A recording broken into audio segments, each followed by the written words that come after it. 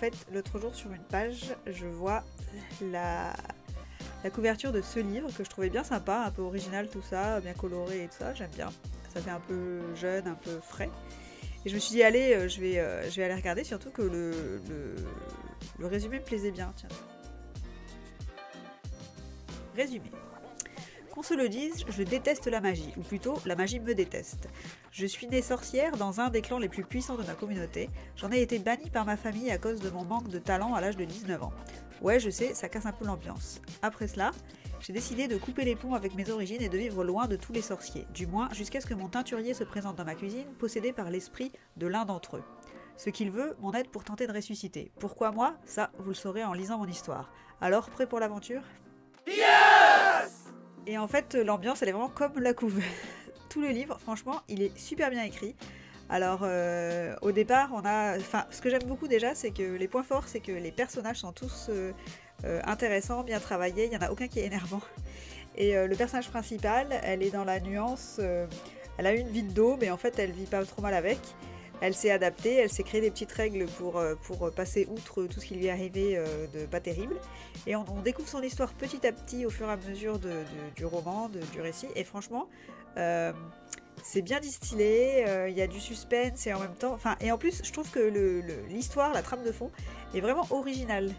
En fait, elle travaille dans un bar et elle est... elle veut plus faire de magie, etc. pour les raisons qui sont données dans le résumé, donc pas de spoil. Et en fait, il y a quelqu'un, donc son teinturier vient chez elle un soir et il est possédé par l'esprit d'un sorcier, donc qui est mort. Donc en fait, ça commence. Elle veut pas de sa magie et elle se retrouve affublée d'un sorcier qui veut absolument qu'elle l'aide à ressusciter. Et du coup, elle est obligée de partir en enquête avec ce sorcier, savoir pourquoi en fait il a besoin d'elle en particulier. Et en fait, ça donne des situations super rigolotes parce que c'est une sorcière qui est pas une sorcière, c'est-à-dire une sorcière qui veut pas utiliser sa magie, et un sorcier qui est mort en fait. Donc voilà.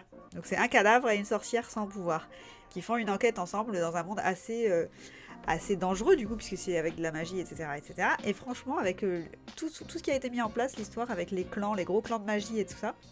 Et c'est vachement intéressant et la façon dont tout se rejoint petit à petit dans le livre, c'est vraiment cool. Franchement, l'histoire est vraiment bien, le rythme est super et l'humour, en fait, il est bien dosé, bien comme j'aime. C'est-à-dire que c'est parfois un peu pince sans rire, parfois, en fait, c'est de l'humour grâce à des décalages. En fait, elle a créé, l'auteur, des décalages entre les personnages.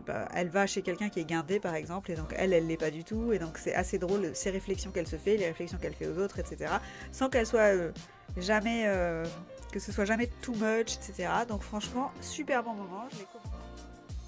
L'intrigue, le rythme, les personnages, tout, franchement il y a rien, pour moi il y a aucune zone d'ombre sur ce livre. Excellent moment, merci à MJK et oui on veut un spin-off. Bien sûr, je vous rappelle que la vidéo entière est disponible sur ma chaîne Twitch et qu'à tout moment, vous pouvez venir participer à ces retours lecture ou aux sessions d'écriture sur ma chaîne. A plus!